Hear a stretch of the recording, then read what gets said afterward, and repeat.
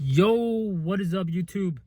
Back at it again. Today is upper B day, back focus, upper lower split. Going incredibly well, bro. And I've just been doing upper lower rest, repeat. Just that, not 2 rest days, and it's been going good. Progress has been just every day, 6 to 8 rep range, most things. Sometimes it's like, I count, I notepad it down, and I put, even if I don't get a good rep, I'm like, okay, that last rep was kind of sloppy, so next time try to make that last rep good, and that's still progressively overloading.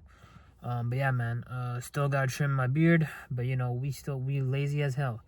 So we're just gonna lock it on this upper back focus day. Now my back is mostly a stronger point of mine, I think. Yeah, my like my friends even say when they look at my physique, my back is actually like my lats and my upper back are like a stronger point. My overall physique.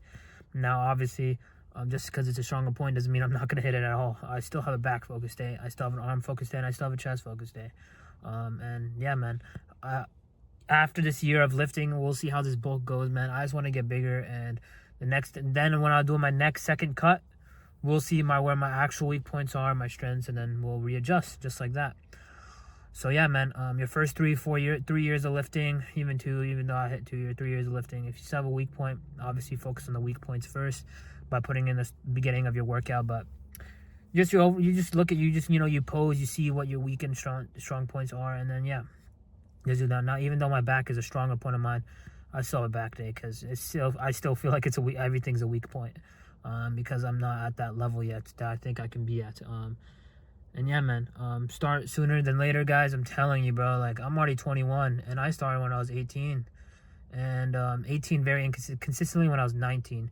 18 very, very inconsistent. Like, I went like once every like couple weeks. But I did more like running and stuff. But yeah, always was a soccer. I used to play soccer a lot when I was a kid. Goalkeeper. Broke my arm too. Injured my knee. I had so many injuries, bro. I bruised my knee. I fractured my left arm. Broke my right arm twice. Fractured my right arm. Broke my arm once, and fractured my wrist. Because when I was younger, I was very clumsy. I was dumb. I fell off a slide playing tag. Once I tried to do a backflip off the bed, but I landed awkwardly. And another time I was like 3 years old, and I remember my mom told me I fell off the stairs. Also, I got stung by a wasp in my head, so I think that's why I have short-term memory loss, and I think I'm like a little bit, a cuckoo. Let's just say that, let's keep it PG. But yeah, I think I had brain damage. No, I'm kidding. Not like it was like a wasp, and my mom like whapped it with her scarf, but like the wasp came back, and I think it stung me once, and that's what my mom told me. And then she just killed the wasp then and there, but I still got stung. So yeah, man. What else? Oh yeah, injured my knee many times on the bike. I like literally, I remember try to swerve in the cool woo woo. You know that lyric? Swerve in the corner woo woo. Whatever. I try to swerve in the corner, and I scraped my knee on the bike, and my pedal fell off, and my whole knee was literally like scraped. And I put cotton. Never put cotton on a cut, by the way, because cotton sticks in and it looks. It was nasty. My skin literally turned green. It was so nasty. Like my blood. It was like yellow and green, like there was cracks, and then I had to take the cotton out. It was kind of okay. It was weirdly satisfying taking the cotton out, but it hurt like a bitch. Oops, sorry, keeping it PG. I need to keep it PG. But basically the cotton was stuck in my knee, and I had to like peel it out, and yeah, and my cut just turned green, and it was just weird. Just wrap it up with the Band-Aid, or like a very like those I forgot what it's called, but just wrap it around with a big Band-Aid, and that's it. It was also bruised, so it was like a cut and a bruise at the same time. But yeah, that was another injury. Many times in soccer, I got slide tackled, and I slide tackled. So yeah, that was pretty bad. But yeah, that's why legs are like I want to say a strong point of mine, but like I just have pretty good legs too. Nah, I don't. My legs are mid. Everything's mid, even with soccer. So yeah. I did have a sports background, but it wasn't that deep. It was just a bunch of running, and I was still fat too, because I wasn't even running really. It was just I was goalkeeper, for a majority of it. So yeah, I used to be defender. I was midfielder once, a couple times. I played like all the roles except like striker. I was kind of just defense, goalkeeper mainly because everyone wanted me goalkeeper. Even though I was super short, but I played indoor soccer. I played outdoor soccer for 1 year. And then during high school, and then COVID happened, so then I quit and got fat. But yeah, What else, man? That's about it though. I just played goalkeeper. Even in that, my team was trash, bro. I swear I was saving every single goal, but we'd still lose like 7-2, because my defense literally did not know how to do anything. And my offense, my strikers are not bad, but dude, it's like, yeah, man, frick that team. But yeah, that's enough soccer. I wish I got into the gym sooner. Man, we did go to the gym, but I never was like, I got into the gym after COVID. That's when I got motivation. When I was in soccer, I didn't really care. I just cared about soccer. I didn't care about benching more. We went to the gym, but it was like a bunch of like, we did like kind of like squats here and there. And just like, I just fricked around the gym. It was more like cardio sessions outside, doing like hill runs and hill sprints and doing suicides, if you know that. That shit's a bitch, by the way.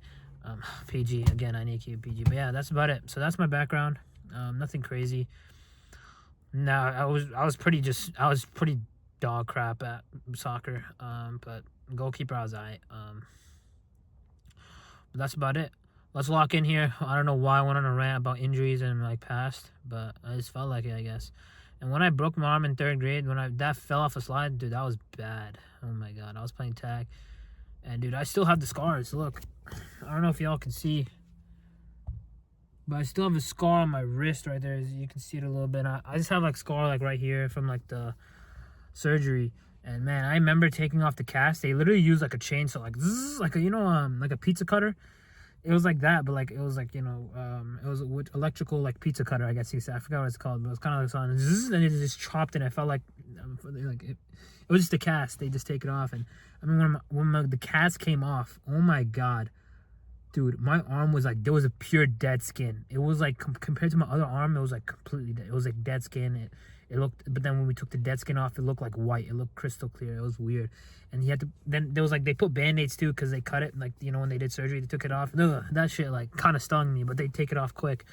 But yeah, if y'all ever had a cast, bro, it's cool because you can sign signatures. But one thing that sucks is if you get a cast and your arm is itchy, bro, it's GG's. You can't itch that, bro. Literally, you have to suffer through the itching, and it itches a lot because the cast is itchy. And when it gets itchy here and there, bro, it's miserable. So yeah, man, stay safe, guys. Never get injured, because that can literally be a detrimental to like everything, especially in bodybuilding.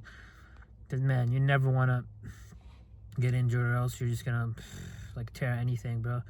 And you have to deal with that for months, and then it can like really mess with your gains. But yeah, let's lock in here. Enough ranting, sorry.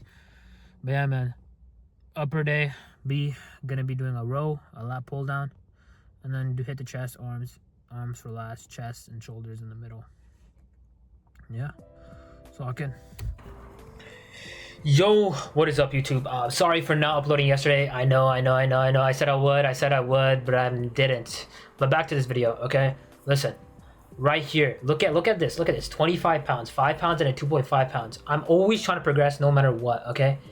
On this machine especially, I really try to go up. Now, like, I even try to get rear delt activation. Some people might say this is going a little too high.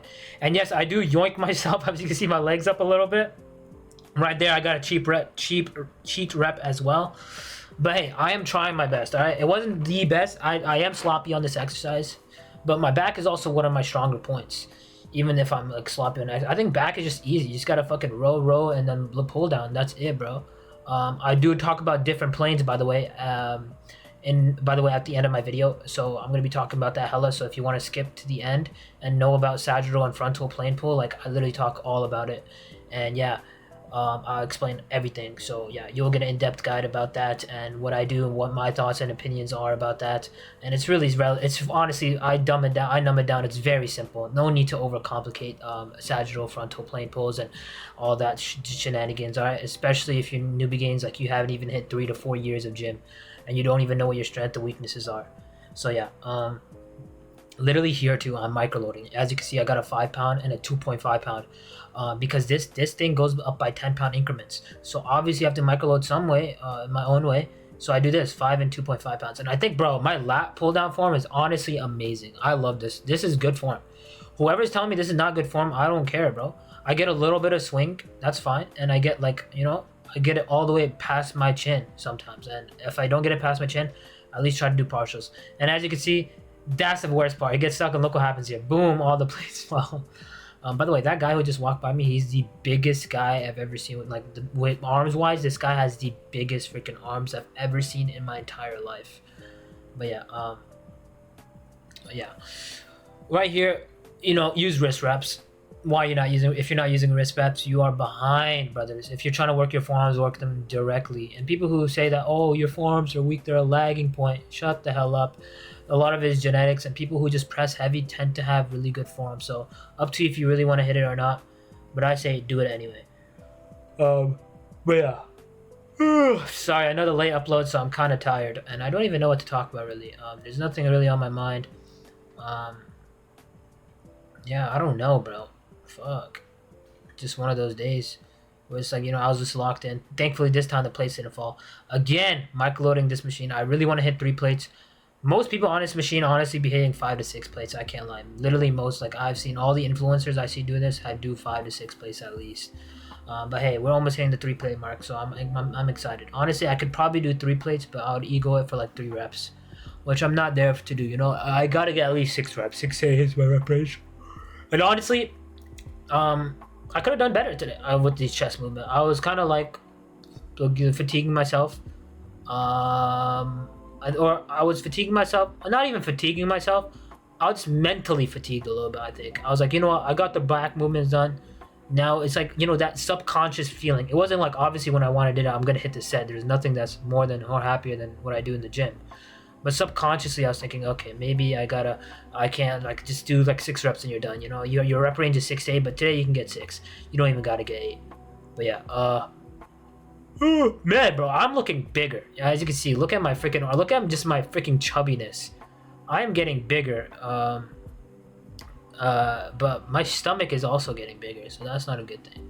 Bro, by the way, if you're not doing this tricep bench press push down like this variant, you are missing out on insane freaking gains. I'm telling you. You get the full stretch, because I love getting the full stretch on tricep, and just freaking explode out. That's all you need to do. And boom, man. And people say it's really hard to set up, but dude, if you do this, I do this at night.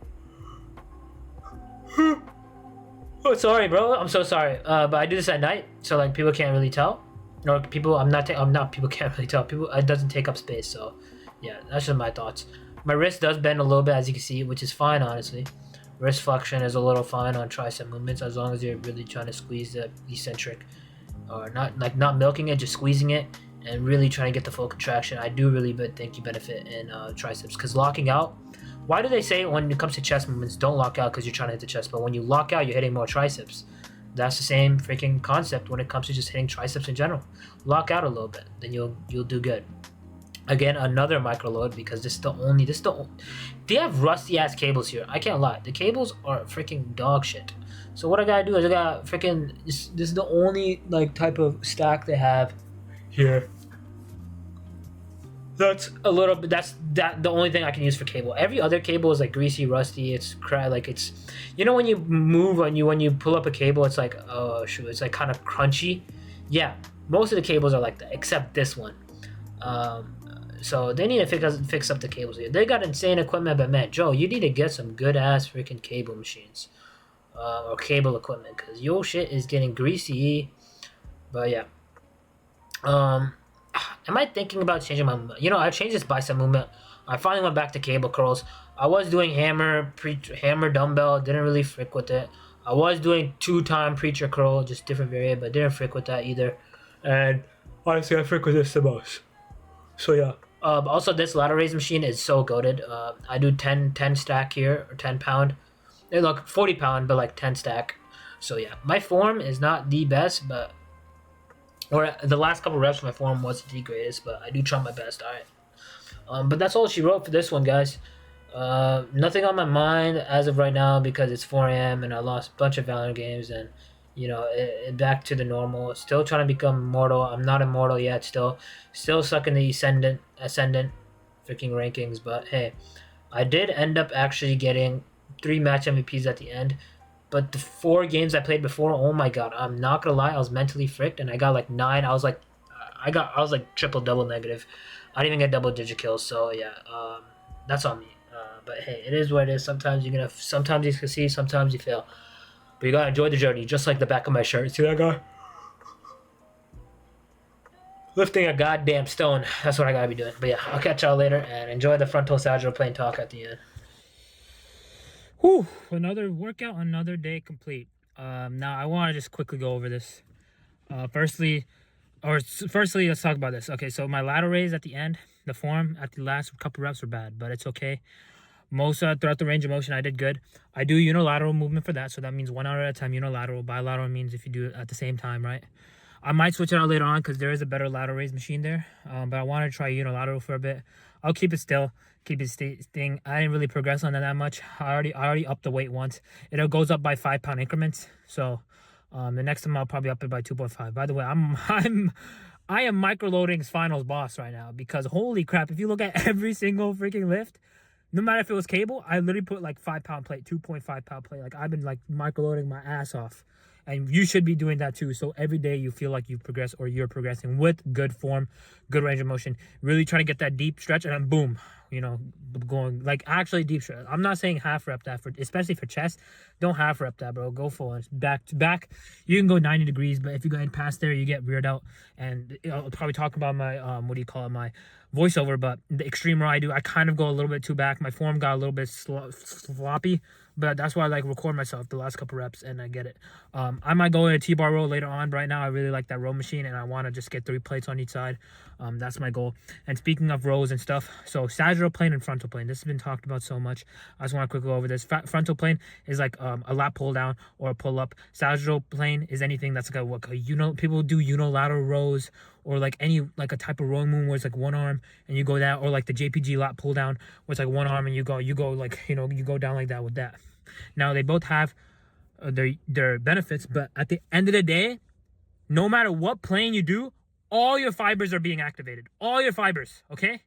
Studies have shown I've done my research. I've looked this shit up. I literally looked at PubMed. I looked at everything. All your fibers are being activated if you go at least 120 degrees in for the lats, okay? When it comes to the pull downs, whatever it is. I even do pullovers too, just because you don't really necessarily need pullovers, but I do that because they don't get it's like a chest fly, you can think of it, because they get no bicep involvement. So that's what I do on my arm days where I do arm focus. So I do pullovers instead of like any pullover instead of any pull down or rows, because I get no bicep activation. But that's just me. That's just personal preference.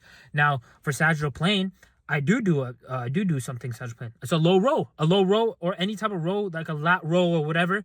They all work your sagittal plane, no matter if you do bilateral or unilateral. Okay, if you do 1 at a time or 2 at a time, no matter what you do, you are gonna still activate your lats. You can bias your lower lats, your upper lats a little bit here and there, but it's very nuances.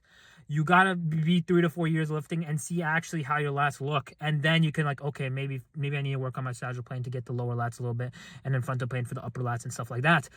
But that is very nuancy, and you don't need to focus on it. Just honestly, all you gotta do is stop over exemplifying, over complicating this issue, because no matter what plane you do, all your fibers on your lats are going to be activated. Okay, now if you're doing a frontal plane, sagittal plane, you can do it on the same day, but I would say only do like 1 exercise of frontal and then 1 exercise of sagittal if you do it, because you don't want to do 2 sets of the same exercise. It's just redundancy. Now you're doing 4 sets of lats, which is very redundant, because at the end of the day, all your lower and upper fibers are going to be activated no matter what. Even for triceps, long head, short head, you can bias it, yes, but no matter what movement you're still hitting your full tricep. Okay, that's why it's the same goes for every body part. Now, obviously you should bias it. That's why there's biasing, which like, I don't know the percentages and all that, but again, you don't need to worry about that, because at the end of the day, you just gotta lift and progressively overload on that same movement. That's why you don't need to switch movements from here and there. Stay on the same movement and progress on the movement, and your muscle will grow. Okay, all fibers activate at the end of the day for frontal and sagittal plane pulls, or any frontal or sagittal plane movements. Okay, I used to do a lot of unilateral movements if you look at my past videos when I used to do bro split, push pull legs and all that, I did unilateral movements. Now I'm not saying unilateral is not good. I'm just saying, for me, it caused a lot of fatigue as of right now. Especially I do 12 sets and 6 exercises a day, and that's pretty recoverable volume for upper lower rest repeat, for me at least. So later on I might do a unilateral movement, but I'll probably put that at the end of my workout. Because I just like bilateral. There's no like benefits in unilateral, bilateral. They're both the same. They both, as long as you're progressing, as long as your form is good, you'll still get gains no matter what. So that's it about the planes. All right. Don't overcomplicate it. Yes, it's good to just have both, just in general. So one day you can do, in my opinion, I recommend doing one frontal plane, one, like do one exercise of that, 2 sets, and then do a sagittal plane another day. Like suppose since today was back focus, right? I did like a rowing, it's like low extreme row, and I did a lat pull down, which honestly it's the whole back that hits the whole back. You only need a rowing movement and a pull down movement. Pull over is optional if you have like an arm day like me and don't want to like mitigate or like don't want to have any bicep involvement. That's why I do pull over, and pull over is not really needed either. But pull over is like a lat movement, and I have the Dorian Yates pull over machine, so might as well use that. What the hell was that flashing light? That freaking freaked me out. But yeah, man, that's about it. Don't overcomplicate it. Do sagittal plane one day, unilateral, bilateral, however you want to do it. Any lat row machine is sagittal. And frontal plane is like pull-ups and pull-downs. But yeah, catch up. And if I had to pick one movement for the lats, it would be the lat pull-down or pull-up variant. If I'd pull up, weighted pull-ups are good, but in my opinion, it's very hindering when it comes to stability. I think pull-downs clear pull-ups instability. That's why I do it. Anything that's stable, that will just target your bias, that one particular muscle, I'll choose it over. That's why chest machines are so good compared to a bench. It's the same type of argument here. But yeah, stability, that's the biggest thing. But you do what you love to do. You do what you want to do. At the end of the day, you progress on that movement, and you'll become good. And same with like people. And I saw this video. Last thing, I saw this video about forearms and how you don't even hit. This is why you don't got bigger forearms, because you don't hit it directly. But at the end of the day, if you're pressing heavy, that's just dude. If you're pressing heavy, if your lifts are going up, your forearms will increase. Suppose someone who does 120-pound dumbbell press, right, or 5 plates on a machine, their forearms are automatically bigger. Like you can just tell if anyone who pressing or pulling movements, they do it. You can just tell their forearms are big because they do heavy loads. Okay, so that's how your forearm will go. So if you want to directly target, you can. If you don't want to, then you don't have to. But if it's a genetic weak point, I'd say just target it. That's what I did today. I didn't record it, but I did just like I did lower forearm. I just did some Samsolic. I don't really have. You can do reverse curls. I might start doing that, but I like cable for forearms. So yeah, I'm also doing like these like reverse extensions I've showed you guys before. But yeah, that's for my lower or upper forearms. I do that on a different day. I just like flip-flop on those two, even though you could hit it the same day. But honestly, that's just me being lazy. I treat it like kind of like abs, which I need to also do. But yeah, love y'all. Catch y'all later. And that's it about planes, and don't overcomplicate it. But yeah, that's it, honestly. And if you have any questions, let me know. And yeah, just progress on that one movement. Like I'll just say, just do a rowing, do a pull down, and an optional pull over if you want. If you have an arm day like me. But yeah, catch y'all later. Peace out. And if I learn more things, and if I want to like target my lower lat, talking about after like 4 or 5 years of lifting, then I will bias like, okay, now I maybe need to do sagittal plane. Maybe I need a less lat pull downs. Maybe like one unilateral, like a lat row machine. There's a bunch of machines here that I did, and I've done lat rows before, hella. So we'll see what happens. But yeah, just trying to progress on the same exact movement, trying to keep it consistent, because consistency is key. And how do you know if you're progressing if you're going to keep switching machines over and over? But yeah, love y'all, and catch y'all later. Peace.